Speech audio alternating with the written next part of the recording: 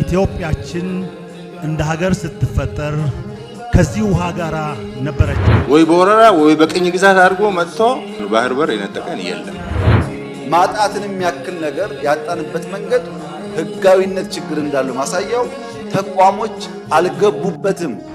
ያ ቀይ ባህር ማለት ኢትዮጵያ ከውጪው ዓለም የምትገናኝበት በሯ ማለት ነው። ወደብ የህልውና ጉዳይ፣ ወደብ የመኖርና ያለመኖር ጉዳይ። አባቶቻችን ደምና አጥንት የተከበረው የባህር ጠረፋችን ከእንግዲህ ወዲህ መጠቀሚያችን እንጂ መጠቀሚያችን አይሆንም።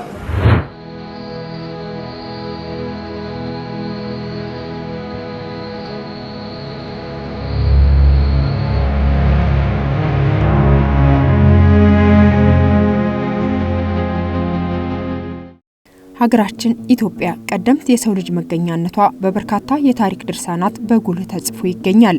ከ13 ወር ባለጸጋነቷ ጋርም ምቹና ተስማሚ የአየር ጸባይን ከአስገራሚ መልክዓ ምድራዊ ተፈጥሮ ጋርም ታድላለች። እጅግ ብርቅዬ የሆኑ በርካታ አዋፋት፣ እንስሳትና አራዊቶች መገኛነታቸውን ካደረጉባቸው ስፍራዎች መካከልም አንዷ ናት።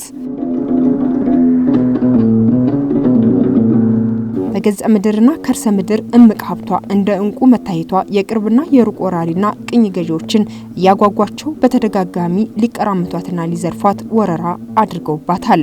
እነዚህን ወራሪ ቅኝ ገዢ ጠላቶች ለመከላከል በተደረጉ ፍልሚያዎች ጀግኖች አባቶቻችን በአንድነት በመፋለም ወራሪዎችን አሳፍረው መልሰዋል። በየዘመናቱ በርካታ ጀግንነታዊ ታሪኮችን ያስመዘገበችው ኢትዮጵያ በማንም የማትደፈር መሆኗንም በተሰነዘሩባት የወረራ ሙከራዎች በሙሉ እያስመሰከረች ዛሬ ላይ ደርሳለች። ይህ የገነነ ታሪኳም በጠላቶቿ ጭምር የሚወሳ የጀግኖችና የኩሩ ሕዝቦች መገኛነቷን ከማስመስከሩም ባሻገር በባርነትና በቅኝ ግዛት ቀንበር ይማቀቁ ለነበሩ ሕዝቦችም የነጻነታቸው ምሳሌ እስከመሆን አድርሷታል።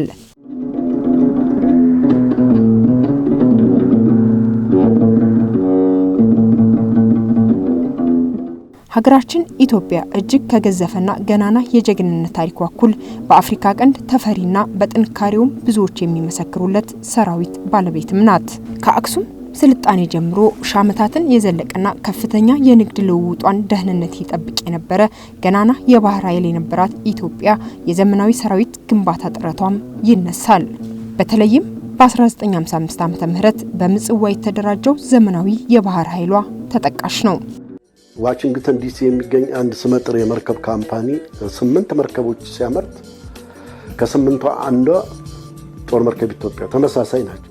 ለአሜሪካ ባህር ኃይል ከፍተኛ አስተዋጽኦ ያደረገች በሁለተኛው የዓለም ጦርነት ተሳትፋ አንድ የክብር ኒሻን እና 2 የጀግንነት ሜዳሊያ ኒሻን የተሸለመች ነው። ቆስላለች። በዛን ጊዜ 2 ዘመናዊ ሬዳር ነበራት። SPS 5 የተባለ የአየር ክልልን ባህር ጥበቃ ብቻ አይደለም፣ አየር ላይ የአየር ክልልን የወገን አውሮፕላን፣ የጠላት አውሮፕላን ፍጥነት፣ ዳይሬክሽን እየተከታተለች ለባለሙያው የምታሳይበት ሁኔታ አለ። በዛ ሬዳር ሁለተኛው ራዳር ሰርፈስ ራዳር የተባለ የተገጠመላት ነው። ሰርፈስ ራዳር የባህር ላይውን እንቅስቃሴ ብቻ የሚቆጣጠርና ለባለሙያው ኢንዲኬት ያደርጋል። በዛ ሰዓት ይሄ ቴክኖሎጂ ነበራት። ቤተ መንግስት አላት ለዋላይ ከጦር መርከብ ኢትዮጵያ ጀምሮ ፓትሮል ክራፍቶች ፒሲዎች ነበሩ፣ ጋምቦቶች ነበሩ፣ ኤልሲቲዎች ነበሩ። በእነኚህ ነበር የምንንቀሳቀሰው ፓትሮል የሚያደርጉ ባህሩን ማለት ነው።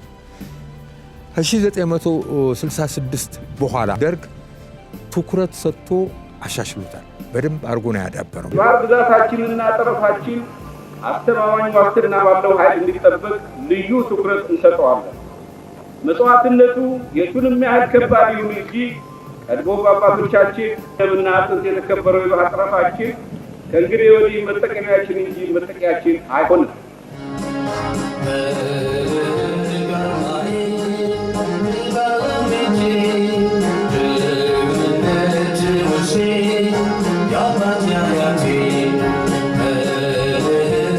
እንደሚታወቀው ለአንድ ሀገር ወደ ባህር መውጫ መንገድ መኖር ያ ስፍራ የውሃ ዳርቻ ብቻ አይደለም። የስልጣኔ መሰረት፣ የንግድ መስመር፣ የኢኮኖሚ ትንፋሽ፣ የደህንነት ዋስትናና የኃይል ሚዛን መለኪያና ሌሎችን በርካታ ጠቀሜታዎችን ይዞ የሚመጣ መንገድ ነው።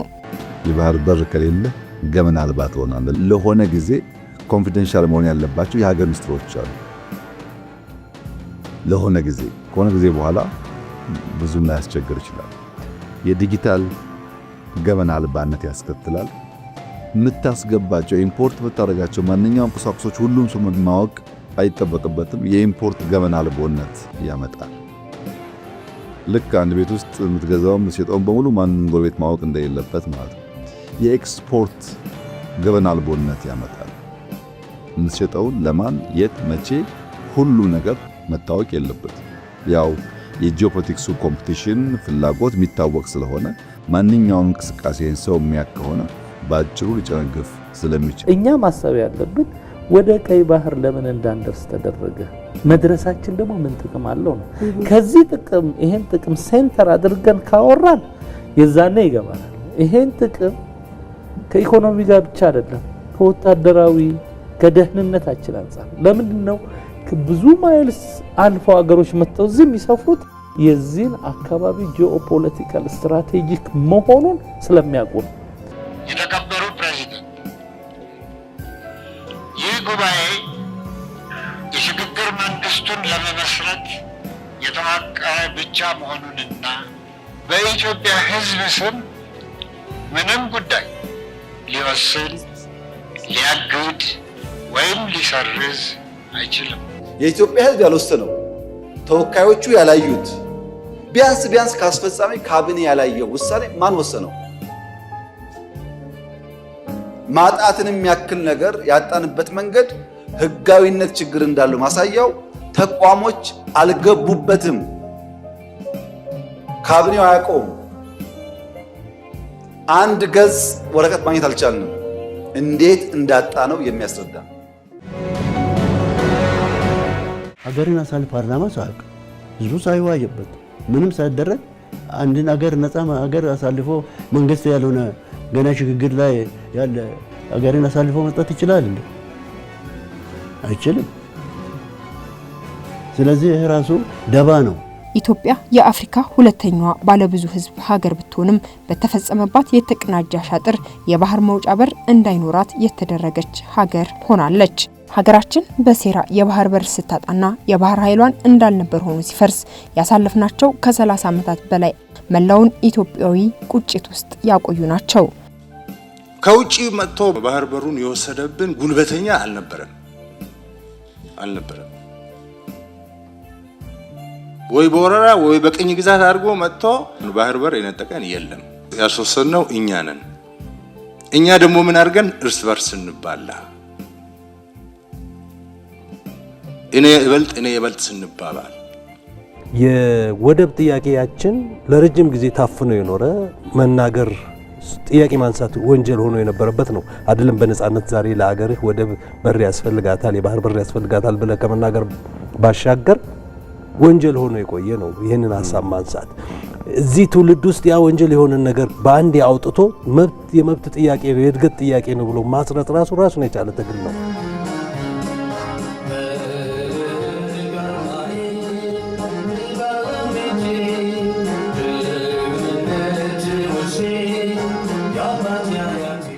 ትልቅ ስመ ገናና ባህር ኃይል የነበራት የኢትዮጵያን አንድነት ለማስጠበቅ በሚደረገው የኢትዮጵያ ሰራዊትና የኢትዮጵያ ሕዝብ ተጋድሎ ውስጥ የኢትዮጵያ ባህር ኃይል ከባህር ወደ መሬትና ከባህር ወደ ባህር የሚደረጉ ውጊያዎችን በማድረግ የኢትዮጵያን አንድነት ለማጽናት ብዙ ጥረት አድርጓል። እንደ መጥፎ አጋጣሚ ሆኖ የጦርነቱ ፍጻሜ በኤርትራ መገንጠል እና በኢትዮጵያ ባህር አልባነት ሲደመደም የኢትዮጵያ ባህር ኃይል ጣፈንታም በሚያሳዝን ሁኔታ የመጨረሻው ምዕራፍ ሆኖ የተበተነበት፣ መርከቦቻችን በየሀገሩ የተንከራተቱበት፣ መጨረሻ ላይ እንደ ስፔር ፓርት እንዲያገለግሉ ተቆራርጠው እንዲሸጡ የተወሰነበትና የኢትዮጵያ ባህር ኃይል ጣፈንታም በዛው የተዘጋበት ሁኔታ ነው የነበረው።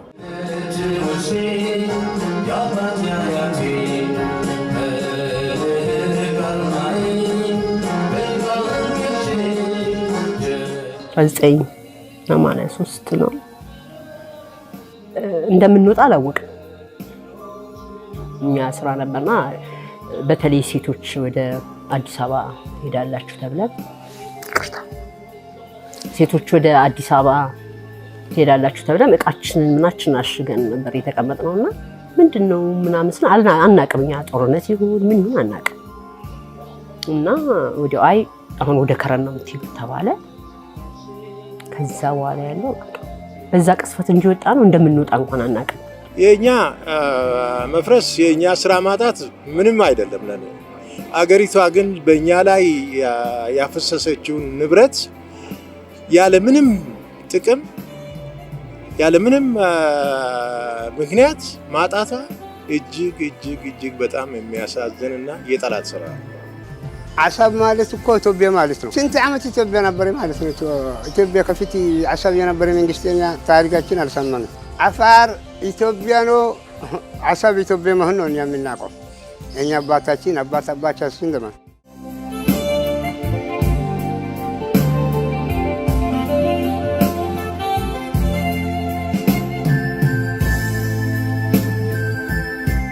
ኢትዮጵያ የባህር በር እንድታጣ በመደረጉ በየዓመቱ በቢሊዮን ዶላር ለወደብ ኪራይና ለሎጂስቲክስ አገልግሎት ለመክፈል ተገዳለች። አብዛኛው የንግድ ችግራችን ለምሳሌ ወደብ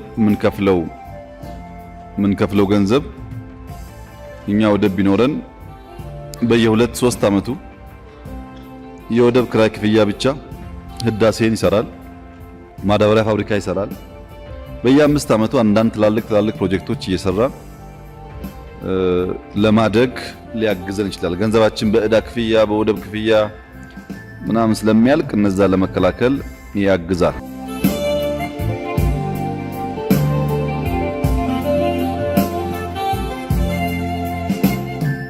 የዓለም ንግድ እንቅስቃሴው ትልቁ በባህር ላይ ነው። ረጅም መንገድ ተጉዞ እቃህን ጭኖ የመጣ መርከብ በአንተ ባህር ላይ በ2 ቀን የምታስተናግደውን በሌላ ባህር ላይ በ2 ወር ላታስተናግደው ትችላለህ። ህልውናን ለማረጋገጥና ባህር በሯን ለማስመለስ በአንድ መስመር ላይ ብቻ መተማመን ለሀገር ደህንነት ስጋት በመሆኑ ኢትዮጵያ አማራጭ መንገዶችን በመጠቀምና ሰላምን በማስቀደም ዲፕሎማሲዋን በማስፋፋት በሰራቻቸው ስራዎች በብዙ ሀገራት ተቀባይነትን አግኝታለች። ሶማሊላንድ እንደምታውቁት ኢፋት በሚባለው ኪንግደም ጊዜ ዘይላ ይኸው ይታያል። ታሪኩ አለ፣ ማፑ አለ። አሁንም ዘይላ አንዱ ኦፕሽን ጅቡቲ ነው። አሁንም እየጠቀመን ያለ ወደብ ነው። አዶሊስ ሰምታችሁ ይችላል። አዶሊስ ሲባል ኤርትራ ውስጥ ያለ ጫፍ ላይ ያለ አለ። እሱንም እንደ ኦፕሽን ማየት ይቻላል። ምጽዋም እንደ ኦፕሽን ማየት ይቻላል። አሰብም እንደ ኦፕሽን ማየት ይቻላል። እኛ የግድ በአሰብ ካልሆነ የግድ በምጽዋ ካልሆነ የሚል አቋም የለንም። እኛ የምንፈልገው መተንፈሻ በር ብቻ። አካሄዱ ግን መሆን ያለበት በተቻለ መጠን በሰላማዊ መንገድ የይገባኛል ጥያቄ ስላለን 100 ሚሊዮን ስለሆን ወታደር ስላለን ዘለን የሰው ሀገር የምናንቅ መሆን የለብንም። ይሄ ትክክል አይደለም። እኛ ያ ኢንትረስት የለንም። በሰላም ላይ ነገር ይቻላል ወይ? አዎ በጣም ይቻላል። የተባበሩት መንግስታት የባህር በር ስምምነትን አንቀጽ 127ን አንቀጽ 125ን እና አንቀጽ 131 1982 ላይ በእርግጥ ጃማይካ ላይ ተሻሽሎ ዝርዝር ባህር በር የሌላቸው ሀገሮች ወደብ አካባቢ ማስተዳደር እንደሚችሉ፣ መንገድ መስራት እንደሚችሉ፣ ተባብረው ኢኮኖሚያዊ ገዛ ተደራርገው መስራት እንደሚችሉ ያ ሁሉ ርቀት ተሄዷል። አሰብን ተብሏል። አሁን ጄኔሬተር ለማስገባት ሲባል አንፈልግም የተባለበትን መንገድ ኢትዮጵያ ሕዝብ ሰምቶታል።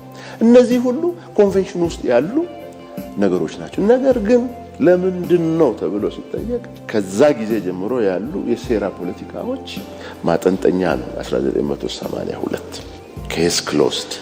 አሁን እንደገና የተከፈተው ታሪካዊና ተፈጥሯዊ መብታችንን የባህር በር የማግኘት መብታችንን የማስጠበቅ ሁኔታ ነው።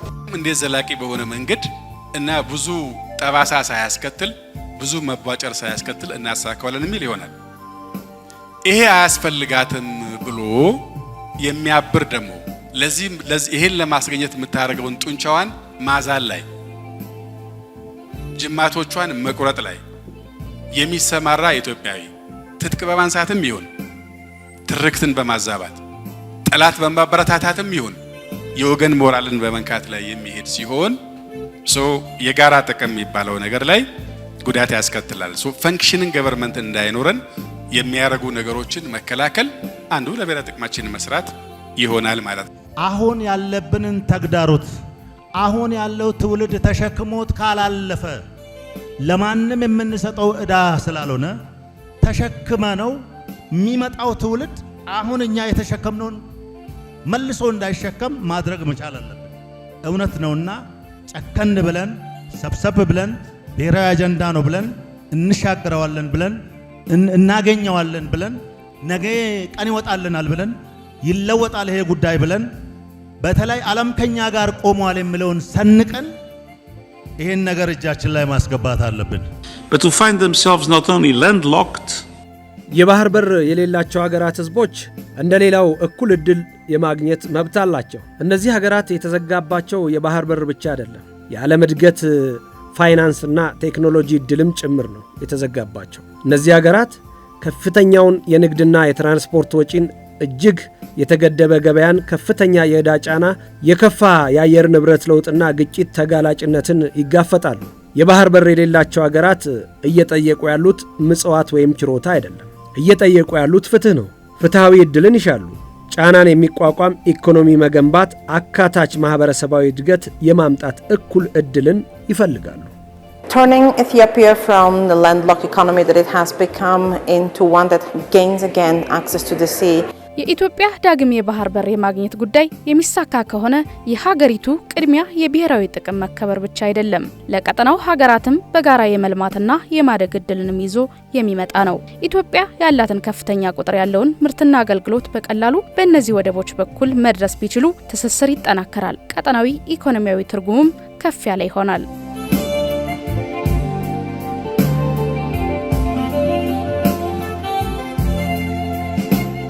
የባህር በር የሚያመጣቸውን ጥቅሞችን የመጠቀም መብታችን መታገድ ማለት ለኛም ለጎረቤቶቻችን አደጋ ነው። በሚፈለገው መልኩ ከዓለም ጋር ግንኙነት ማድረግ ሲያቆም፣ የንግድ ግንኙነት ማድረግ ሲያቆም፣ የድርድር ግንኙነት ማድረግ ሲያቆም የሚጎዳው ቀጠናውም ነው። ኢትዮጵያ ብቻ አይደለም። ወደ 5000 ምናምን ኪሎ ሜትር የባህር በር አለ በኢትዮጵያ ዙሪያ በቅርብ ርቀት ላይ። ከዛ ከ5000 ኪሎ ሜትር ውስጥ ይሄ 130 ሚሊዮን የ10 ኪሎ ሜትር የባህር መብት ሰጥተነው አሰብ ጋር ሊሆን ይችላል። ይሄን ሁሉ ሀብት ለአካባቢው ለዓለም ማበርከት ቢችል ቀጠና ሁሉ ደህንነቱ የተጠበቀ ነው የሚሆነው። ባፈነው ቁጥር ግጭት ይከሰታል። ይሄን ቀጠና ደህንነት በባህርም በየብስም ለማረጋጋት እኛ ተባብረን ለመስራት ዝግጁ ነን። ይሄ ቀጠናውን ሰላማዊ ለማድረግ ካለን ፍላጎት የሚነሳ ነው። የኢትዮጵያን ብሔራዊ ጥቅሞች ከመጠበቅ አንጻር የሚነሳ ነው። ኢትዮጵያ ጥያቄዋን በሰላማዊና በዲፕሎማሲያዊ መንገድ ለመፍታት ቁርጠኛ መሆኗን እየገለጸች ባለችበት በዚህ ወቅት ስመገናና ባህር ኃይሏን ወደ ነበረበት ለመመለስም በርካታ ስራዎች ተሰርተዋል። ለውጡ መንግስት ወደ ስልጣን ከመጣ በኋላ የመጀመሪያው የወሰደው እርምጃ የኢትዮጵያ ባህር ኃይል እንደገና ማቋቋም ነው። የቆየውን ቁጭትና እልህ ለማካካስ ባህር ኃይል ከተቋቋመበት ጊዜ ጀምሮ በርካታ ስራዎችን እየሰራ ቆይቷል። በዋናነት ተቋማትን መፍጠርና የሰው ኃይል ግንባታ ላይ አተኩሮ ሰርቷል። ከሰው ኃይል ግንባታ አኳያ ሰፋፊ ስራዎች ሰርተናል፣ በአገር ውስጥም በውጭ ሀገርም። ዛሬ የኢትዮጵያ ባህር ኃይል ፕሮፌሽናል የኢትዮጵያ ባህር ኃይል መኮንኖች አሉት። እነዚህ መኮንኖች መንግስታችን ሊያስታጥቅ የሚችለውን ተዋጊ የጦር መርከቦችን ተሸክሞ ግዳጅ ሊወጣ የሚችል የሰው ኃይል አፍርተናል። ሁለተኛ ትልቁ ሌላው ትኩረት ያደረግንበት ተቋማትን መፍጠር ነው። ሀገራችን ብዙ ጊዜ ያለብን ችግር ተቋማትን አንፈጥርም ወይ ከተፈጠሩም ጊዜ ይሆናሉ። ከዛ አኳያ ባህር ኃይል ሁለተኛው የትኩረት አቅጣጫ የነበረው ተቋማትን መፍጠር ነው። አንዱ የትምህርትና ስልጠና ማዕከል የባህር ኃይል ባህረኞች ማሰልጠኛ ትምህርት ቤትን መክፈት ነው። ይሄ ለኢትዮጵያ ብቻ ሳይሆን ለጎረቤት ሀገሮች ተማሪዎችን ተቀብሮ መሰረታዊ ባህረኞችን ለማሰልጠን የሚችል ዘመናዊ የሆነ የማሰልጠኛ ትምህርት ቤት ተገንብቷል። አብዛኞቹ ጎረቤት ሀገሮች ባህር ኃይል ቤዞችንና የባህር ኃይል መሰረተ ልማቶችን የመጎብኘት እድሉ ነበረኝ። ሁላቸውም ሊባል በሚችል ደረጃ አሁን እኛ የገነባነው መሰረተ ልማት ያክል የላቸውም። ስለሆነም የፈጠርነው የሰው ኃይል ከፈጠርነው ተቋማት ጋር ተቀናጅቶ ነገ ሀገራችን ኢትዮጵያ የምታልመውን ጠንካራ የባህር ኃይል ለመፍጠር የሚያስችል ትልቅ የፋውንዴሽን ስራ ተሰርቷል ማለት ነው። ኦፊሰሮችና ባህረኞች መርከብ ላይ ወጥተው መርከብ ላይ ያሉ ሁሉ የሙያ መስኮች መስራት የሚችሉ ማለት ነው። ምን ማለት ነው?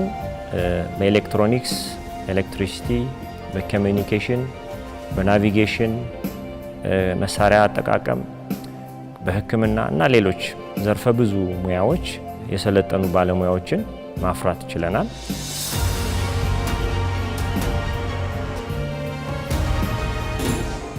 የኢትዮጵያ የባህር በር ጥያቄ የትናንት ታሪክ፣ የዛሬ ኢኮኖሚያዊ ሉዓላዊነትን ማረጋገጫና የነገ ህልውና ነው። በጣም ቬሪፋይድ የሚደረግ ብዙ ሪሰርችና ምስክር የማንፈልግለት ፀሐይ የመታው እውነት እንደሆነ ማወቅና መገንዘብ ይኖርብናል። ይሄ ማለት ምን ማለት ነው?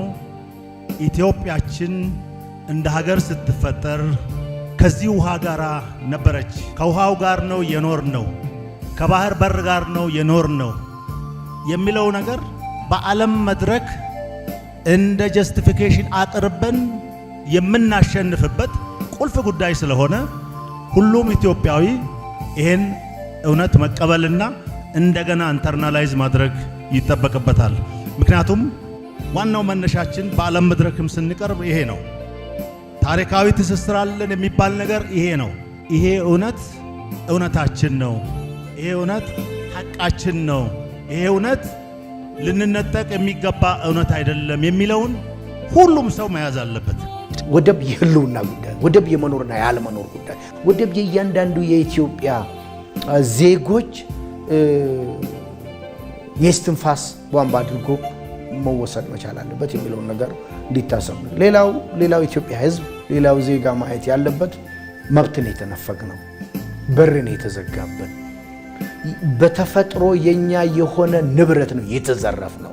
ይሄ በእያንዳንዱ ኢትዮጵያ ልቦና ውስጥ ቁጭት ሊፈጥር ይገባል።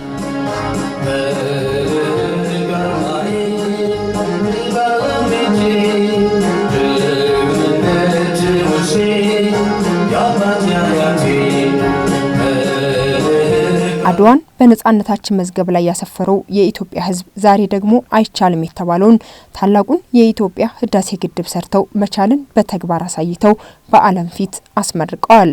ያ ቀይ ባህር ማለት ኢትዮጵያ ከውጭው ዓለም የምትገናኝበት በሯ ማለት ነው። ቤት ሳለ አይደል መስኮትህ ለትንፋስ ማስገቢያ ሊሆን ይችላል። በር ግን መውጫ መግቢያ ሁለመናህን የምታንቀሳቀስበት የምታሰፋበት ከኋላ የምትሰራውን ስራ የምትሰራበት በር ነው።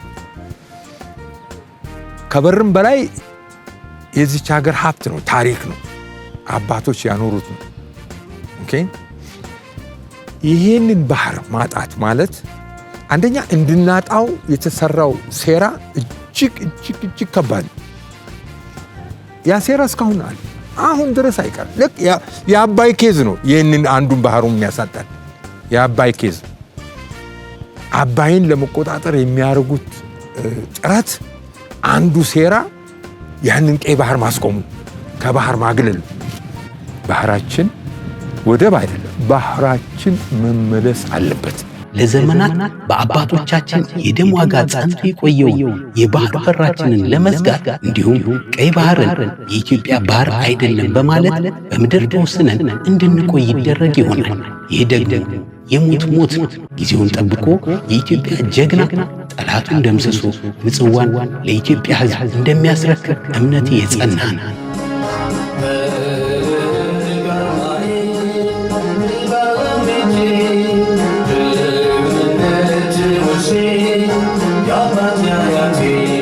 እኛ ወደ ባህሩ እንዳንጠጋ የሚፈልጉ ኃይሎች አሉ። አንዳንዴ አሊያንስ ይፈጥራሉ። ኢትዮጵያ ወደ ባህር አጠገብ ዝር እንዳትል እናድርጋት ብለው አቅደው ግንባር ፈጥረው የሚሰሩ ደግሞ አሉ። ቀይ ባህርና አባይ ኢትዮጵያን የሚበይኑ ከኢትዮጵያ የተቆራኙ ለኢትዮጵያ እድገትና ጥፋት መሰረት ናቸው። በታሪክ፣ በጂኦግራፊ፣ በኢኮኖሚ ኢትዮጵያ ሌጂቲሜት ጥያቄ አላት የሚል ስምምነት ነበር። ይሄን ስምምነት መፈተሽ ያስፈልጋል። 30 ዓመት ተኝተናል። አሁን ነቅተናል። ጥያቄያችንን እንቀጥላለን። ሰላምም ልማትም ባህር በርም እናሳካለን። የቀይ ባህር አክሰስ ሰላማዊ በሆነ መንገድ ኢትዮጵያ ያስፈልጋታል። በዚህ ጉዳይ ሻይ የምናደርግ የምንደብቅ ይመስለው ካለ ተሳስቷል። በጦርነት አንፈልግም። በኃይል አንፈልግም። በቂ ሪሶርስ ነው። በማንኛውም ህግ በማንኛውም የአገር ልምምድ ኢትዮጵያ ይገባታል። ብዙዎች እኮ ነውር ነው ይላሉ። 120 ሚሊዮን ህዝብ መቆለፍ ነውር ነው ይላሉ። አንዳንድ የተገዙ ኢትዮጵያውያን ባይገባቸውም ወይኛ ወይ ልጆቻችን ያሳኩታል። ጥርጣሬ የለውም። ይሄ እውነት ስለሆነና ራሽ ሎጂካል ነገር ስለሆነ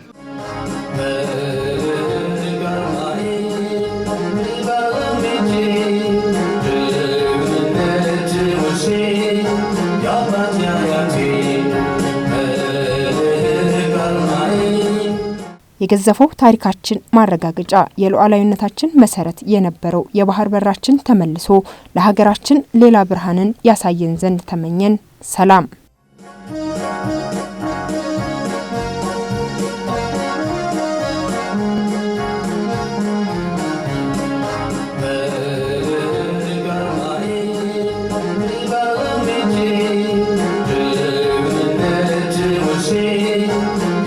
Yeah.